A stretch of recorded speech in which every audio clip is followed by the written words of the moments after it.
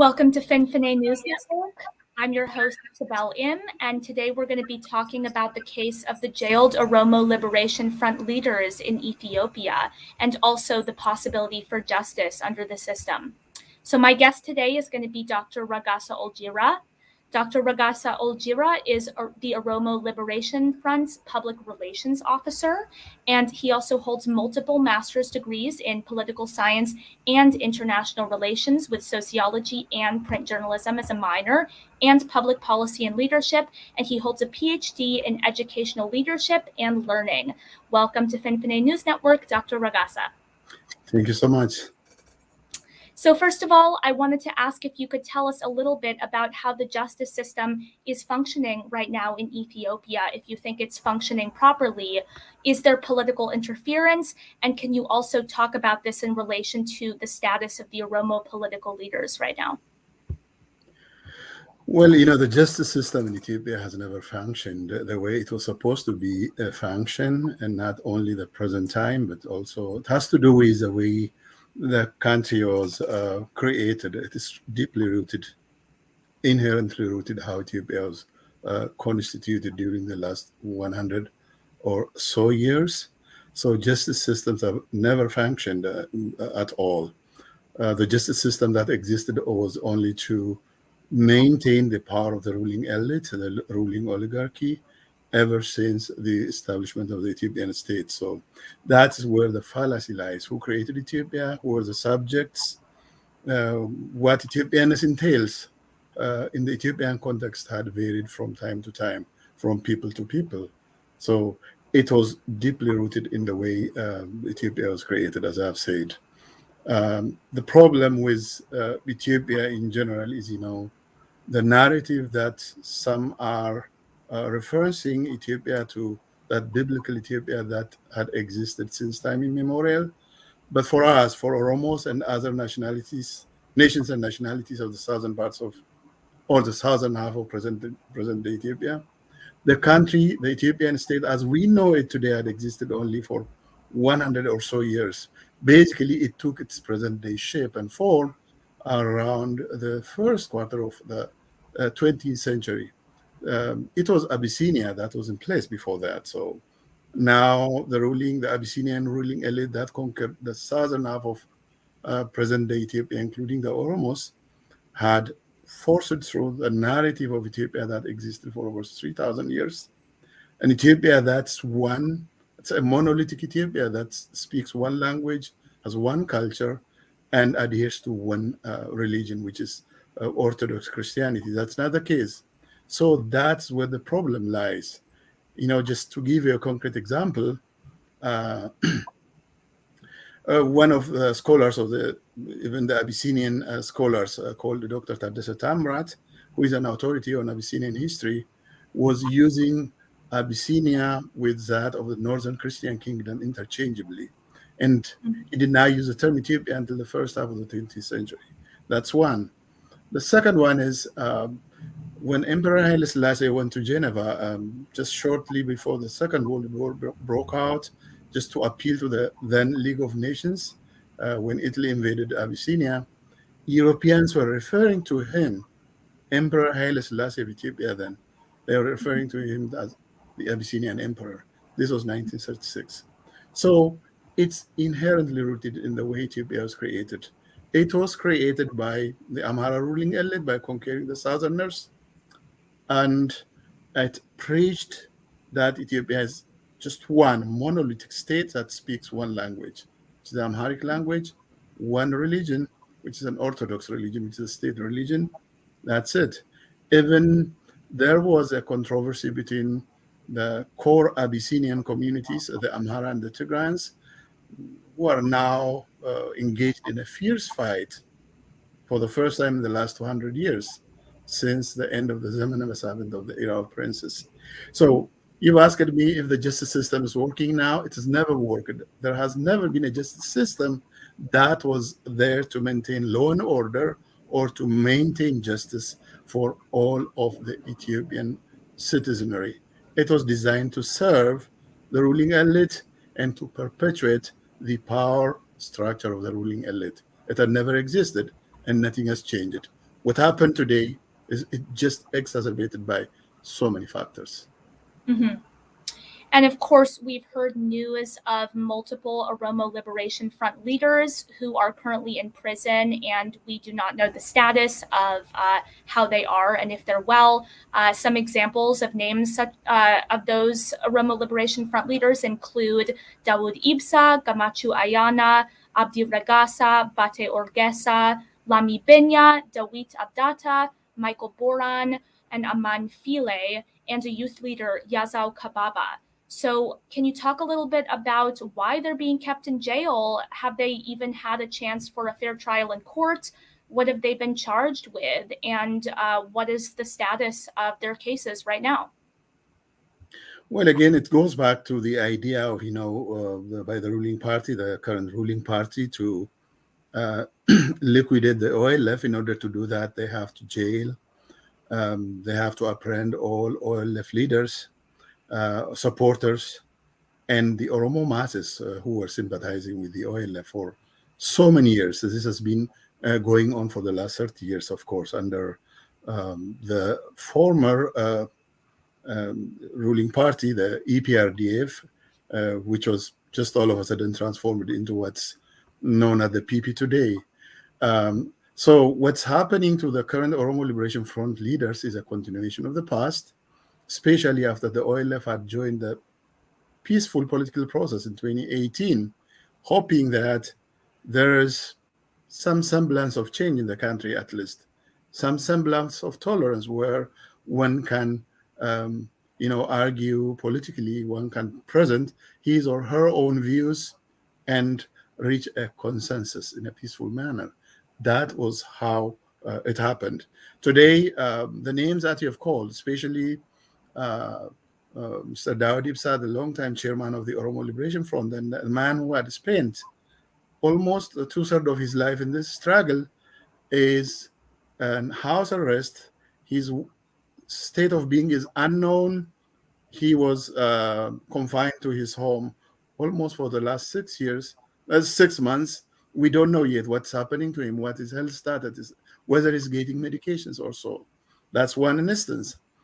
The other members of the Oromo Liberation leadership, members of the leadership, members of the executive committee, and central committee members like Mikhail Boran, Gamachu Ayana, Kennasa, Abdi Ragassa, and so on, were jailed almost immediately after uh, the known artist, Oromo known artist, Hachalu Hundessa was assassinated, including, in fact, the leadership of the Oromo Federalist Congress, Jawar Mohammed and Bekele Gerba and others.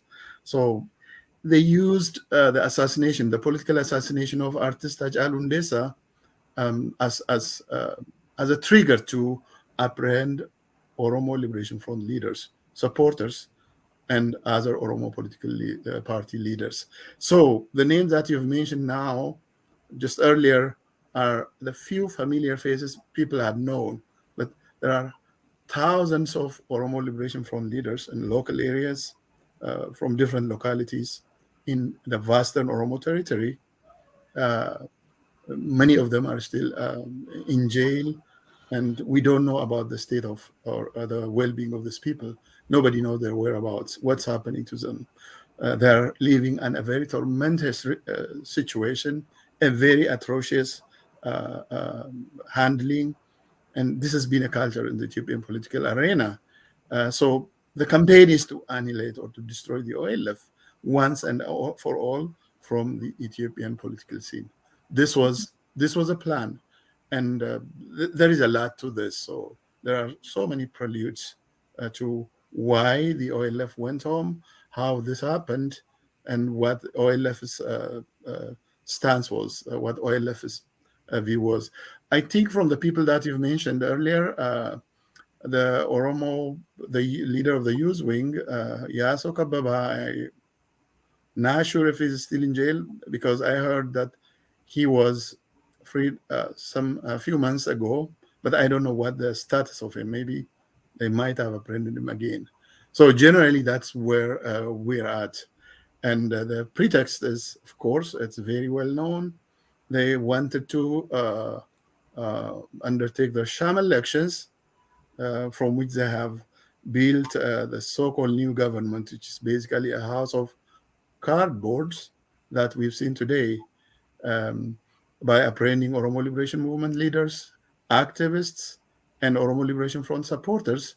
They told that they can conduct a peaceful election and they can peacefully reassemble what they call a new government that's supposed to last another 5 years. Mhm. So going back in time a little bit to the rise of the current Prime Minister Abiy Ahmed, back in 2018, when the Oromo Youth Revolution forced the then Ethiopian Prime Minister Haile Mariam Desalegn to resign, a group in the ruling eprdf came out and promised a democratic reform. So what happened to that promise of a democratic reform? And do you consider also the last few years as lost opportunities for democratization in Ethiopia? Well, there was no opportunity. It was a deception. For one, the Kero movement, the Oromo youth movement known as Kero, the Kero Blisuma movement that was going on for more than a decade. OLF had clandestinely organized Oromo youth in college campuses, university campuses, in high schools, and in different parts of the country since 2005, to organize for defense, to defy the then ruling incumbent regime of the EPRDF, from which the TPLF was a dominant one. Um, so what happened in 2018 was just, it was a drama in a way, but the target was not just driving away Haile Mariam Desalegn from the palace. He did not count. He did not have an influence. We knew that. The Oromo people and the world knew that, because within the EPRDF, the predominantly powerful group, the TPLF, was the maker and shaker of the Ethiopian policies in every aspect for the last 27 years until 2018. Haile Mariam Desalegn was an accidental prime minister who came to power after a sudden death of the former prime minister Mele Zenawi. So the Oromo people's struggle was not just directed against driving Haile Mariam Desalegn away from the palace, but to do away with the systemic oppression that has been there for over a century, and especially that was maintained by the ruling EPRDF. So the fight was against the EPRDF. The deception that I'm talking about is, by driving out the EPRDF, a new group of EPRDFites came as a reformist to the forefront, where the current Prime Minister Abiy Ahmed and the then regional government of Oromia, or the president of Oromia regional state, Lamma Magarsa, they came to the forefront all of a sudden. They were smart enough. They were closer to the power structure within the EPRDF. They were part of the EPRDF system that had been suppressing the Oromo people, especially Abiy, the current prime minister, was one of the tormentors of Oromo human rights when he was part of the security agency known as INSA. He was printing out some blurry papers from the Ethiopian telecommunication as admissible documents, court documents, against Oromo political prisoners back then. And he was providing this as evidences of, conversations between, alleged conversations between Oromo prisoners, political prisoners, and the OLF leadership that was operating from Asmara, Eritrea at that time. So Abiy has been using this tactic. He was a mastermind of those hoax, these false allegations, and such blurry transcripts as admissible court documents. So what Abiy and Lama did, particularly what Abiy did, was they were closer to the power structure. The Oromo Youth Movement, the Kero movement, had successfully weakened the EPRDF regime, and the TPLF had already started to retreat. Since they were closer to that power structure and power state apparatus, they successfully switched side overnight. They appeared as if they were with the people. They were the champions of the Oromo people. They were doing this internally to do away with TPLF's dominance within the EPRDF. And they were able to deceive the Oromo masses, not the Oromo elite, not the OLF, or not the very conscious Oromo political elite in general. but they were able to deceive the world. Abiy was able to deceive the world, in fact, not only the Oromos or the Ethiopians. Abiy had deceived the world, Europeans, Americans. See how he rose to prominence by receiving a Nobel Peace Prize just in less than a year of his accession to power. So what happened in 2018 was a deception in which these two people, particularly Lama and Abiy, switched sides by looking at, they had the opportunity to look at the power balance, what was going on in the palace, what was going on within the EPRDF. They had seen the prevailing power constellation that the Oromo Youth Movement, the Oromo Liberation Front, and the Oromo Liberation Army, they all were pushing towards the edge. They were pushing them towards the edge. So the only way out for them was to appear as if they were internally or clandestinely doing struggle, were struggling against their TPLF masters. And, all of a sudden, they had appeared as champions of freedom or reform. That's what happened. They were able to lure so many people by touching the soft tissues of people that, oh, this end of an era when TPLF uh, retreated to Tigray, and when Haile Mariam Desalegn resigned, they declared this is end of an era and beginning of a new one. Many people believed them. That's how they deceived the Ethiopian people and even of the world. We knew what happened within 3 years. Lama has disappeared without any explanation. Even he was not able to air his grievances. Now, Lama is out of the picture. A one-time hero of this so-called change or reform just went away from the picture. He disappeared from the picture. So it was a deception. It was not a change. OLF knew this, we knew this, but we had no choice at the time because of the euphoria from inside and outside. People at home and abroad were just in a euphoria of a kind of, madness and enthusiasm. So OLF and the Oromo elite, political elite, had to follow suit at that point. And of course, many people who participated in that first very youth-driven Oromo movement maybe understandably feel that everything has been taken back to square one. So would you say that the blame for this falls upon those Oromo political leaders, or is there someone else who can be blamed for the outcome of that movement? Well, it's really hard to pinpoint a blame to a certain group for this. As I've said, it's the nature of Ethiopian politics. It's a first come first serve politics. That whoever arrives first will take everything, and whoever arrives late is destined to be a loser perpetually, or unless they fight back. That's one. The other one is, as I've said, the euphoria. And the way the reformists, the so-called reformists, Abiy and his cronies, had lured the so-called political oppositions from outside was so complicated, so delicate. Of course, there are some diaspora activists who should take the blame for this. We have said this on several occasions. There was an argument among the Oromo political elite and the Oromo masses, and even other non-Oromo politicians.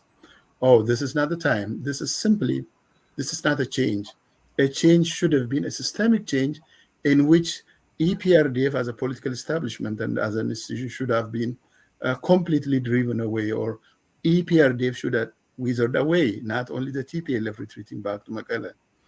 Those who emerged, who came to the forefront as reformists, were part and parcel of the regime that has been torturing the Oromo people, that has been torturing Ethiopians for 27 years. For us, a change should have been a systemic change in which EPRDF and all of its establishments was supposedly erased or completely destroyed and replaced by a popular government or by the people or by opposition parties, credible opposition parties.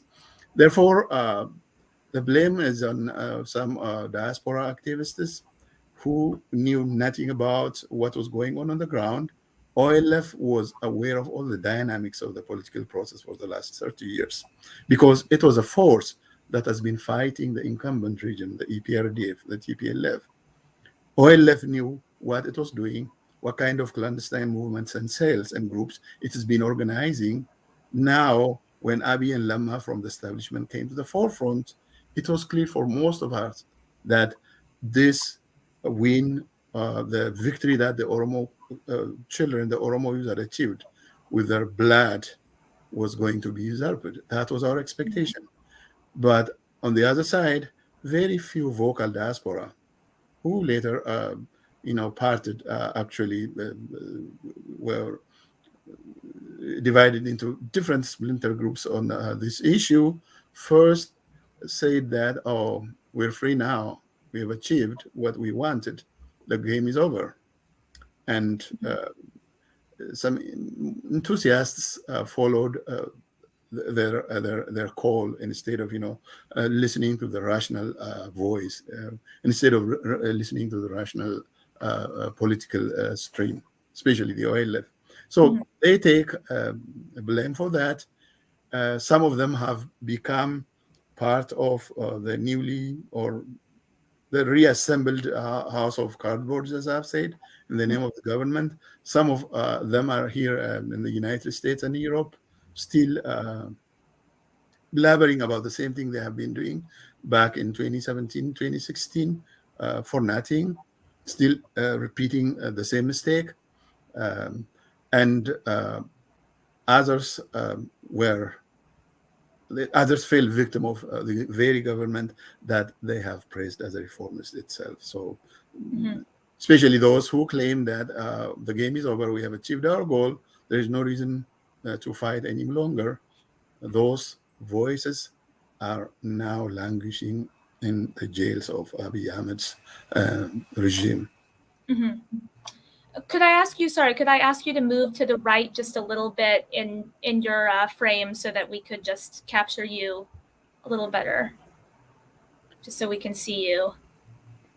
In terms of... could you just move your camera maybe a little bit? Can you move, or if you, there you go.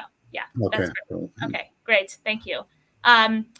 And then continuing, just going back again to that moment in 2018 when the Oromo Liberation Front was welcomed into the capital, Finfinne, by millions of supporters. And of course, since then, we've heard that the OLF offices, including the headquarters, have been shut down and the leaders have been jailed. So can you talk a little bit about how that happened in the aftermath of that, joyous moment? Well, some of this were expected. There were expectations that the regime is not going to allow free movement of political association or organizing or meetings for the OLF. But there are so many compelling reasons why the OLF had to go back to Finfinne in 2018. If you remember, OLF was almost the last political organization to go to Finfinne after Abiy came to power. Most of the so-called opposition parties, America or Europe-based opposition parties, went immediately to Ethiopia after Abiy was elected prime minister.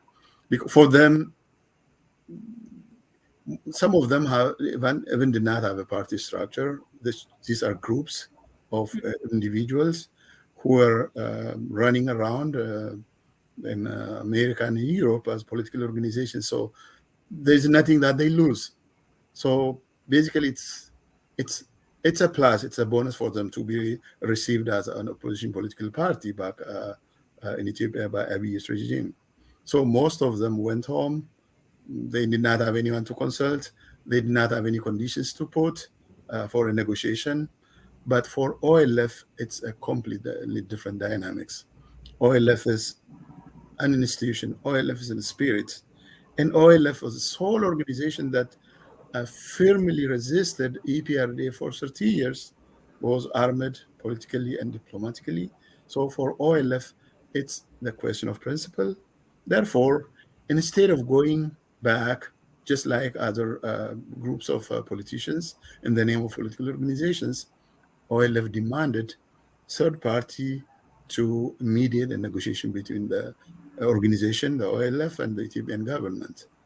Um, the third party, it's an international norm to request or require a third party to be present in a negotiation between two political powers that were fighting militarily for over 2 decades.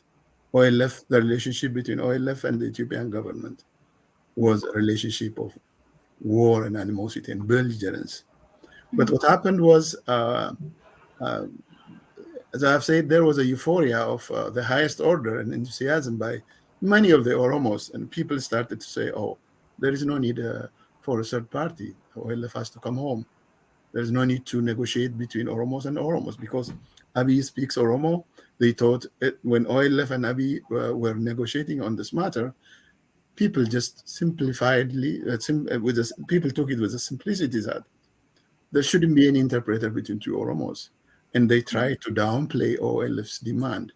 And there was a push from the Eritrean side too, because Eritrea was in a hurry to be part of the booty that they are going to get from Abiy Ahmed's regime, from the regime change, when TPLF went back to Mekelle, Tigray, to their home base. Eritrea had an agenda of resentment against Tigrayans for the Ethio-Eritrean War of 1990 to 2000. Therefore, Eritreans were also pushing the OLF to get out of Asmara. At the same time, all opposition forces, including the ruling party, the then ruling party, the eprdf, there was an attempt, including some splinter groups from the OLF, who joined Abiy's camp. They were organizing a sort of a campaign to not to negotiate with the OLF, so that they could keep OLF at bay from to hinder OLF from coming home. So, due to this and that compelling reasons, OLF had agreed on some minimum programs to go back to Finfinne on the 15th of September 2018. And as you've seen, as the world had witnessed on that day, over 7 million Oromos, even in the middle of, despite all the fights and all the abuses of government police force and the army that was hindering Oromos from entering Finfinne on that day, over 7 million managed to come to Finfinne to pay homage to the Oromo Liberation Front. That exactly indicated the right path that the OLF was on, and that was a guarantee for the OLF to make sure that we have the popular support, we have the support of our people. But there was an expectation that the crackdown that the government is going to do or take on the OLF was anticipated, and what happened after that was exactly what we have expected. And OLF decided to, challenge and face a challenge to remain resilient the way it had been for the last 45 or so years since its inception. So it was expected, but things had been so complicated by so many factors. The international community, as I've said, was deceived. The eprdf, OLF negotiated with a ruling eprdf, and eventually eprdf as a party disappeared. Now a new party was baked in the name of Prosperity Party came into existence, and Abiy, the same person who was part of the eprdf, now called himself a PP, a Prosperity. He wrote a book of gibberish known as Meddemer, or a sort of synergy, and eventually, they have abrogated Abiy and his party, his newly baked party, and his cronies had abrogated even the minimum agreement that OLF and the then ruling eprdf had agreed upon. And among them was, the issue of the Oromo Liberation Army. They dislodged the Oromo Liberation Front, the political leadership, from the army leadership. All this was abrogated by Abiy, and the purpose was just clear, and it was to use this as a pretext to wage war against the Oromo people. um, Most of Western Oromia and Southern Oromia are under siege, under command post. A full-fledged war has been going on between the Ethiopian government forces and the Oromo Liberation Army ever since. So it's a pretext for Abiy and his cronies and for his regime to wage a war against the OLF and against the Oromo Liberation Army and the Oromo people by saying these rebels are fighting against us. So we are trying to maintain law and order. That's a pretext. Number one. The second one is to dislodge or to separate the political leadership of the OLF and the military leadership of the OLF, which is the Oromo Liberation Army. In fact, according to the agreement, to slightly express here, the agreement was basically the understanding was, well, to use some mechanisms of what to do with the Oromo Liberation Army, how to, be it encampment, be it demobilization, or be it integration into the existing Ethiopian army. The agreement and OLF's expectation was to use experts from around the world on how rebel forces are demobilized or encamped or integrated into the society, so that the integration of the Oromo Liberation Army should have followed. Um, it's an international norm. And in fact, some experts from the United Nations Development Program had offered expertise to assist in the process, but that was aborted by the Abiy government, and OLF had no choice. And Oromo Liberation Army also had no choice but to continue fighting for its freedom. And the Oromo Liberation Front leadership announced to the Oromo people that here's the thing: the government is interfering between the OLF and its army, between its political and armed units. So from now on, we could not give directions to our army or consult everything about the movement with our army. It's up to the Oromo people to nurture its children at the Oromo Liberation Army. And the people took over the care of the Oromo Liberation Army, which is still fighting, in fact, advancing in many ways to the capital, while Abiy is just trying to assemble this house of cardboard that he calls government. That's what happened.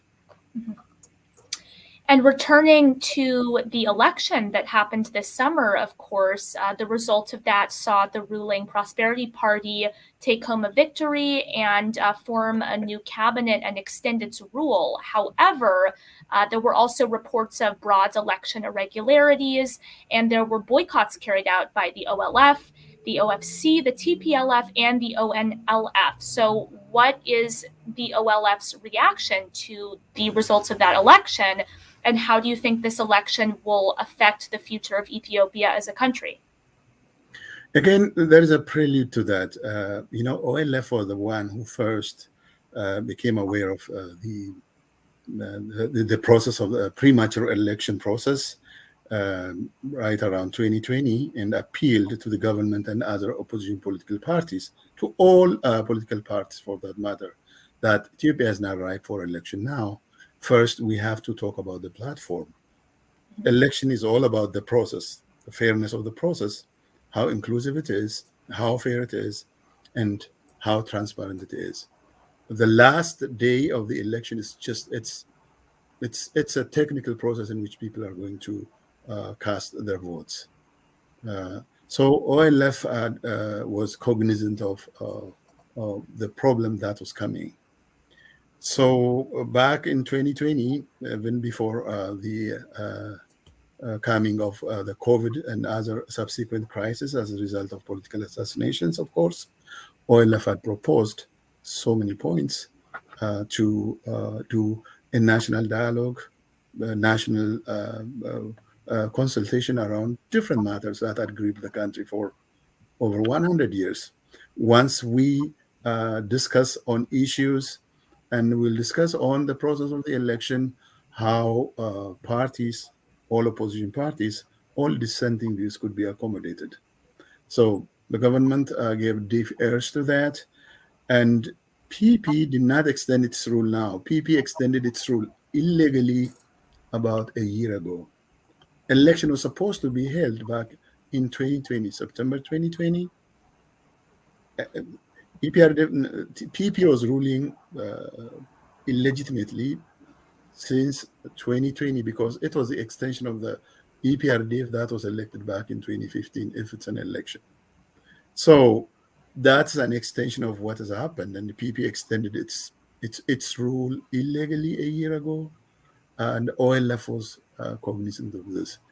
We have described what had happened to the OLF over the years. They assassinated our artist Jalun Nesa. It was a political assassination. They rounded up all Oromo political leaders, including their supporters, not only in the capital, Finfinne, but also all over the country, all over the Oromo territory. And then they refused to open OLF offices in different parts of the country, and they even closed those few offices that were open before that, including the headquarter office at the Gulele district of Finfinne. So with that, once your office is closed, you have no freedom of movement. When you're apprehended and your members, potential candidates and future leaders and future parliamentarians of the OLF or the Oromo people, when they are apprehended and jailed, there's no point to go for an election in a vacuum.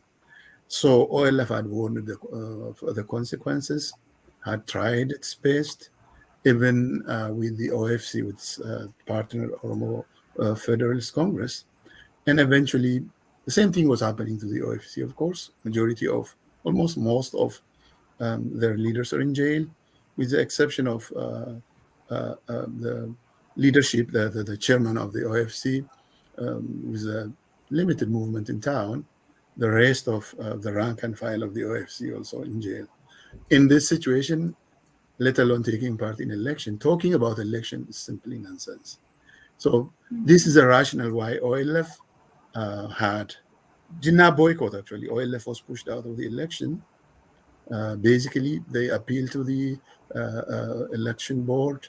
They appealed to the justice system. They appealed to the police commission, both regional and federal, to different authorities.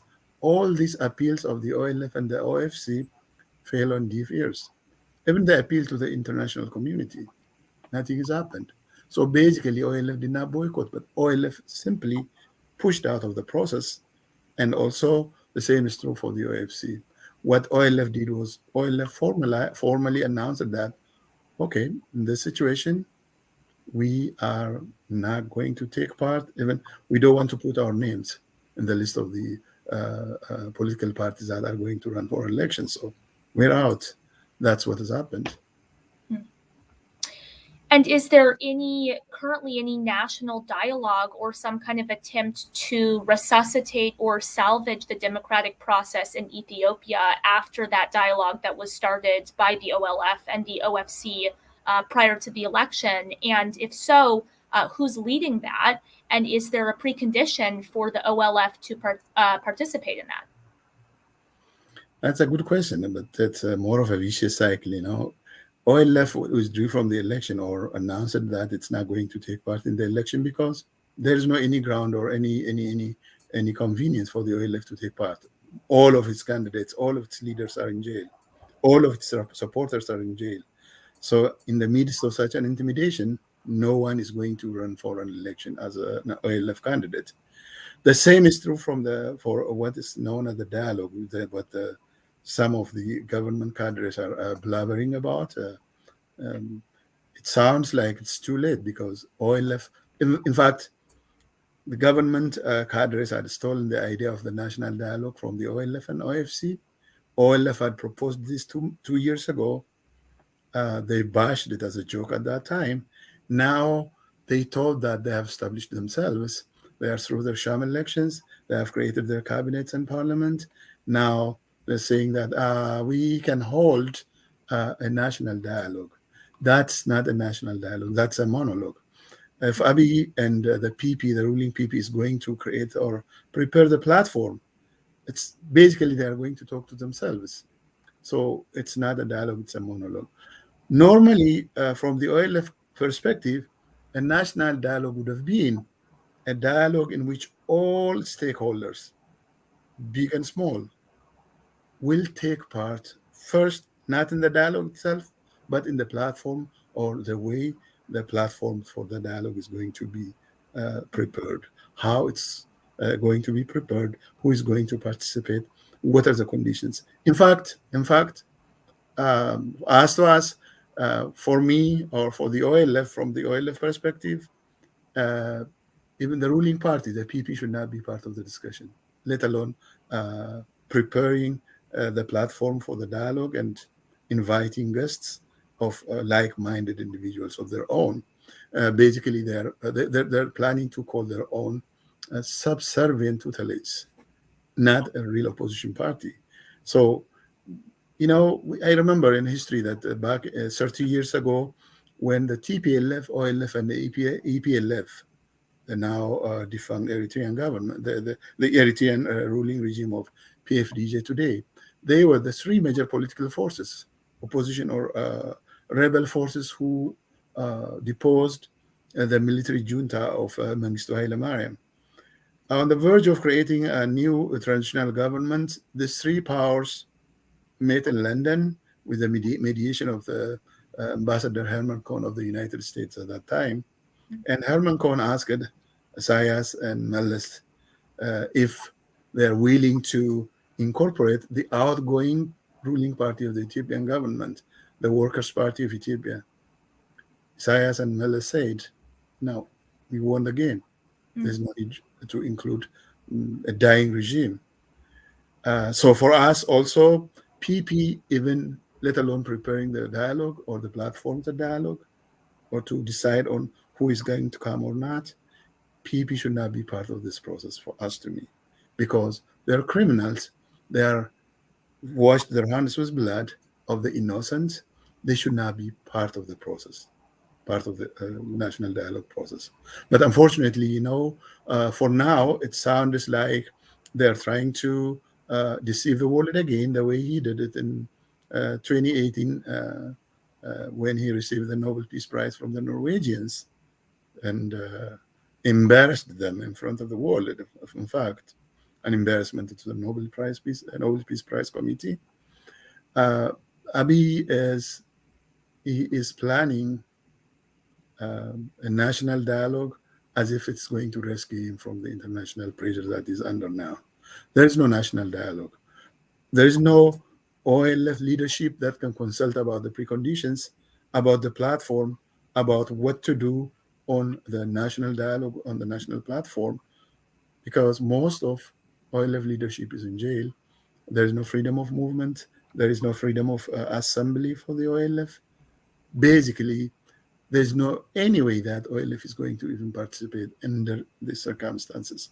Of course, we have preconditions. The first precondition, if a national dialogue is going to be held, is number one, PP at least. PP, the ruling PP, should not be part of those who prepare the platform. They should not, if they are going to be invited as a party, for that matter, if they have to be part of the process, that is a minimum that they should get. OLF, OFC, and other major political organizations, representatives of the Oromo people, civic and the community organizations, elders should be the ones who should prepare the platform of the national dialogue. That's number one. Before that, of course, all political prisoners, OLF and anyone, all political prisoners must be free without any precondition. And in fact, OLF leaders who were in jail without any crime, just simply because of their political views, are supposed to be given an indemnity, the reparation. They deserve a reparation for languishing in jail for nothing for the last 2-3 years. So these are the preconditions. If we were to participate or to be part of a national dialogue process, but what is going on right now, what I'm hearing from the government from the incumbent PP is that the cadres that are assigned by Abiy Ahmed and his cronies are blabbering about a national dialogue in which only like-minded individuals and groups are going to be invited. It will be televised for 2 3 days. They speak this populist vocabularies that Abiy Ahmed is, very well accustomed to, and then they will tell the world, "Oh, we have a national dialogue. We have created a new government. Now Ethiopia is at peace." That's what they're trying to do. Nobody is going to be lured or nobody is going to be manipulated with this. Still, we demand unconditional release of all political prisoners, Oromo political prisoners, OLF leaders, OFC leaders, and all other political prisoners in Ethiopia. No one should be held in jail or apprehended for airing their political views. That's what my take regarding the current national dialogue. Mhm. Could you give us an update on the war that's going on right now in Oromia and northern Ethiopia? And in your opinion, could these wars have been averted had a democratic process been given a chance? Definitely, that was the purpose of OLF going home, to avert any potential wars and conflicts at the time. OLF and the Ethiopian government were at each other's throats even by the time OLF was going to Finfinne in 2018. The Oromo Liberation Army was already on the ground in the western part of the country. They were already fighting a full-fledged war even before Haile Mariam Desalegn resigned from his power, even before Abiy Ahmed came to power in April 2018. I remember an interview of the Army General of the Ethiopian Defense Force. He was speaking on the national television saying that the Oromo Liberation Army had already occupied almost the whole of Western Oromia, partly the former province of Wolaga that's divided into four now, Eastern and Western Wolaga, Horogudru Wolaga, and Kellam Wolaga. So he testified that to the world that OLF army was already on the ground, even before the OLF came back to Finfinne. So the OLF and the Oromo Liberation Army, the war was going on at the time. And the very purpose of the OLF or the Oromo political leaders going back to Finfinne was to avert this bloody conflict if there is a venue or if there is a space for a political dialogue, because it spares us from, killing lives, spilling blood. The material and human destruction of war is obvious to the world. And the history of the world is a history of war. Everybody knows this. You don't have to be a historian to know the damaging impacts of war. So that was the rationale that drove the OLF and other Oromo political, genuine Oromo political leaders and organizations to join the peace process. But it was aborted by the regime. So to the status of the current situation in Oromia, as I've said, almost 60% of Oromia is under the command post. Western Oromia, starting from the western edge of Finfinne, the capital, until it gets to the border of Sudan, which is an entire Oromo country of Western Oromia, is in the state of war. It's in the state of nature. It's been going on for the last 3 years. If you take the southern part of Guji and Borana, bordering the Kenya and Somalia, the same is happening. And this area was also and is still under command post, military siege of the Ethiopian Defense Forces. In all these areas of Oromia, war is raging every day, every time. You can see the communique and the military victory reports of the Oromo Liberation Army open in Facebook, on social media. This is not a secret, number one. And number two, Abiy and Isaias Afwerki of Eritrea declared war on the Tigrayan people in the name of fighting just a political party, the TPLF. I do not believe that. This war is not a war against the TPLF. It is a war against the Tigrayan masses. In this case, Abiy is not fighting his own war. He's fighting the war that Isaias Afwerki had ignited as a means of a resentment that he held against the Tigrayans back in 1998, 2000, border war on a very small arid region of Badimir, Zalambasa. But the case was not this piece of villages. It has more deep-rooted historical reason. So Abiy is not fighting his war. He had started a war that he cannot finish. It seems that Isaias Afwerki of Eritrea had almost satisfied his ego. He's now calm because the resentment and the anger that he held against the Tigrayans for all these years, he's satisfied. He seemed to be satisfied with the destruction of Tigray, both in its flora and fauna, not only the TPLF.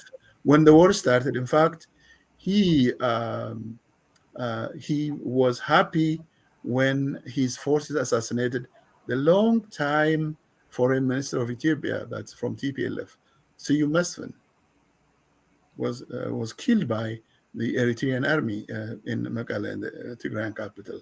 So this is a war on Tigrayans, and this is unacceptable. A war on any society, on any people is unacceptable. Another thing the reason I've been saying Abiy is now fighting his own war is, one, the war was instigated by Eritrea as a resentment, but it was carried out by Abiy. And second, I've mentioned the historical animosity between the Amhara and Tigrayans, the core Abyssinian communities that had been fighting over territories, over power, over history for the last 3,000 years, to be honest. So plots of land was going from this Amhara region to the Tigray region, going back and forth, which has been common in Europe, until the Second World War. For example, there were border disputes between Poland and Germany. Agreements after the end of the Second World War had completely ceded parts of the Danzig province of northern Germany to Poland. It's been going on in many communities around the world.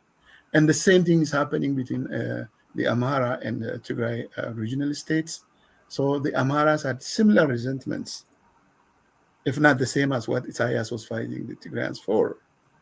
The combination of Tigray, the Isaias Afwerki's army, the Amhara militia, a paramilitary group that was operating within the Amhara regional state itself, which is very strange that a regional state has its own army and they can deploy anywhere they want to, whenever they want to. So Abiy was compelled to use all these forces to crush Tigray, the people of Tigray, and he even brought an army, a regiment of an army from Somalia, from Farmajus, Somalia. In fact, there was more history to that at the same time. And he used drones, the latest warfare technology, in a very poor people in this area region of northern Ethiopia. So this is what's going on now. In a country where more than 60% of the country, or more than 60% of the population, is at war with against its own government or being killed by its own government, Abiy is joking that they held elections and in a country in which over 60% of the country did not take part. Oromia, there was no any election in Oromia. There was no any election in the Somali regional state. There was no election in Tigray. These areas alone constitute over 60% of Ethiopia, both in geographic landmass and in population. So everything is hot. So yes, the war could have been averted, but there's no any way that Abiy is going to stop this war. Basically, what he's doing is he's trying to play like as if nothing is going on. He's playing with his cronies, with his subservients. He's surrounded by his subservients that he had anointed as ministers, as commissioners, and so on today and yesterday. So while they're feasting in Addis, in the palace, over 5.2 million people in Tigray are starving. Oromia is starving, especially the region of Oromia, Western Oromia, especially this part of Orlega, which was a fertile crescent, which is a pearl of Oromia, even pearl of the whole, in terms of its natural resources and manpower. is on the verge of crisis. It's on the verge of famine. It's Mhm. very sad. This area had never seen famine in its history. It has been a supply line for areas hit by droughts in Ethiopia for years, for over a century since it has been incorporated into the Ethiopian state. And it has been the main source of cash crop as well as the main source of manpower in the Ethiopian bureaucracy, if you will.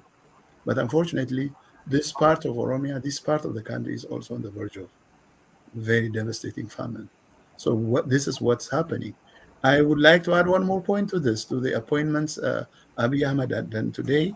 He has appointed a guy who was changing his political jersey for over 45 years, since the days of EPRP, the 1960s and early 70s, is an, a Oromo hater who has been a warmonger, who has been campaigning against the Oromo values, who once had proposed or made a speech here in Washington, D.C., that the main reason that is going back to Ethiopian politics is simply to safeguard Ethiopia from the Oromos. This man has been appointed as the Minister of Education in Ethiopia today. This is sending a very alarming message throughout the Oromo country, throughout the Oromo people's minds. And Abiy had started triggering another bloody conflict. In fact, a mass revolt, a conflict is already going on. Armed conflict is already going on.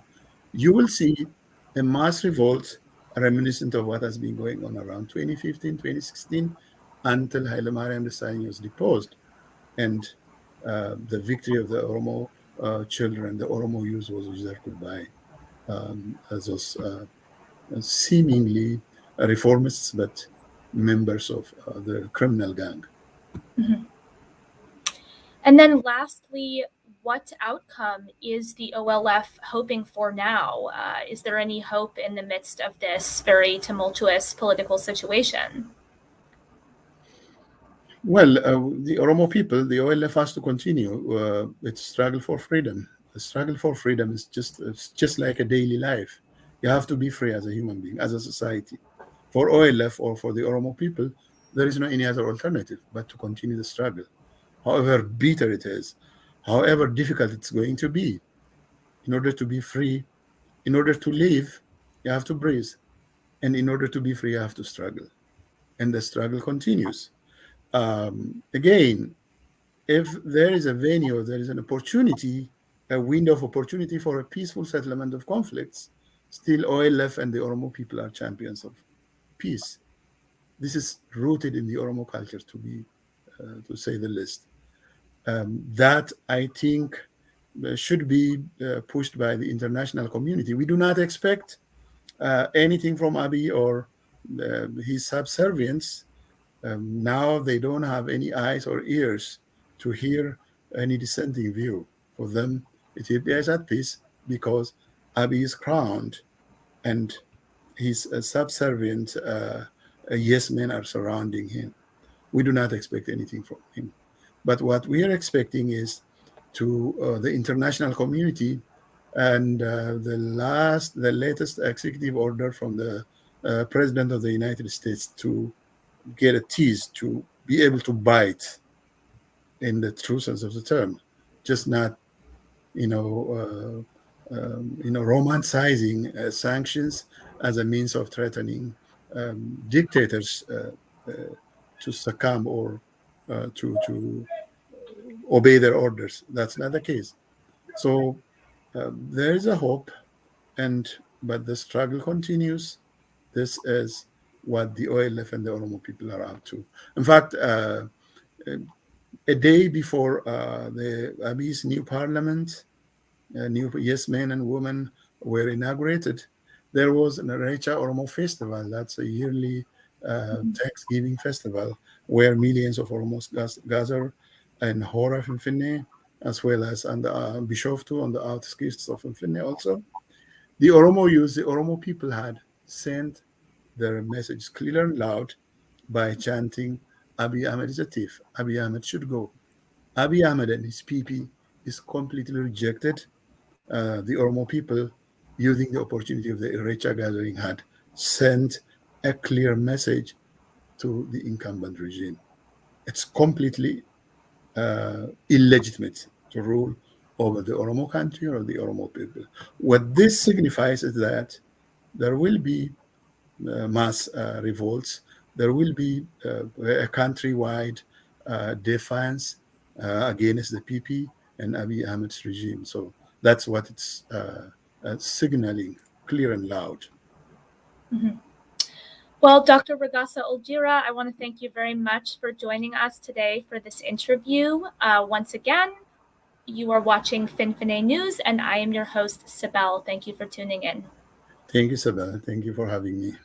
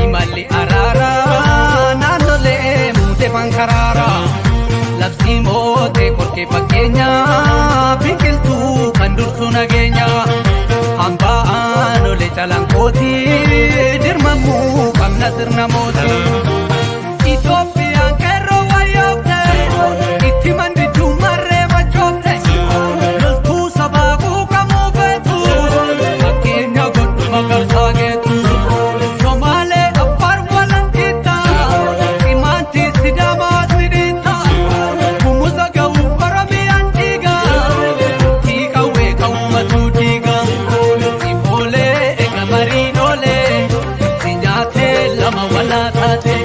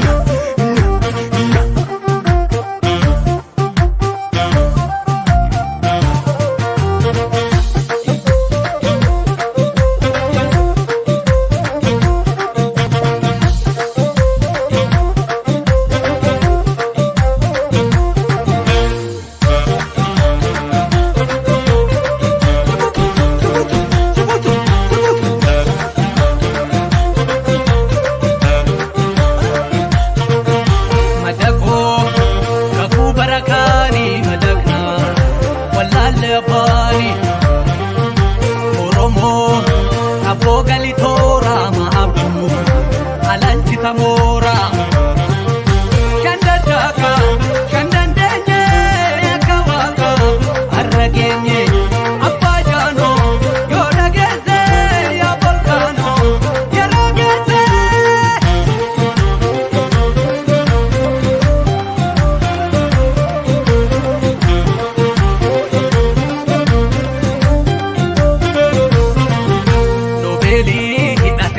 mara dunya no wate dolara biyati bonkole ayani dinake buche warani filano durame kesi hidano dude darga kesi general artist achalu gumago tashirina walu gudeda diga diplomasi sharafa ala bizan basi biyagi dirandem tu karora adile kapso waradias